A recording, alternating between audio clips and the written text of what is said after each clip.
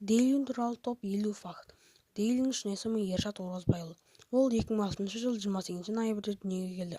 Ол қазір 18 жаста. 2018 жылы видео түсіріп бастады, ал 2020 жылы Айшуақпен танысты. Ол басында Бедварс ойындарын салып бастады. Ол басына YouTube бастағанда оған бәрі күлді. Оның қазіргі таңда Instagram аккаунты бар. Ода 10 мың подписчикке жақын. Дейлин спортқа өте жақын әуесқой болады. Дейлинде қазір пресс бар.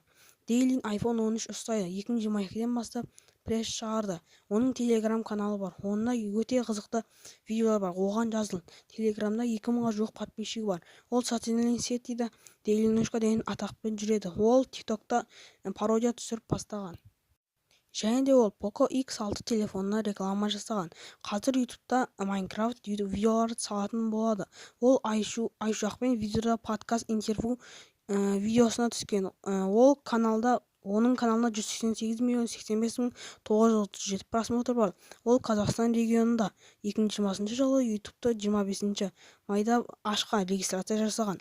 Қазір ода 538 подписчик бар. Оның 666 видеосы бар. Онда YouTube каналында галочка бар. Онда 2 күміс кнопка бар. Жақында 3 болады. Ершатта алтын кнопка жоқ. 3-4 жылда болып қалады. Дейлиннің досы көп. Оларға Айшу, Флайс, Ринат, Космо, Ермұхан, Нұрлан Қалам және де тағы да басқа достар бар. Оның жан досы Айшуақ. Айшуақпен көптеген видео салған. Дейлиннің нутпен про видеосы лям просмотр жинаған, яғни 1 миллион көптеген. Дейлин TikTok, Instaда дамымаған. Дейлиннің оқушы өмір видеосы бар. Дейлин мен Флайс ағайынды бауырлар, қателеспесем.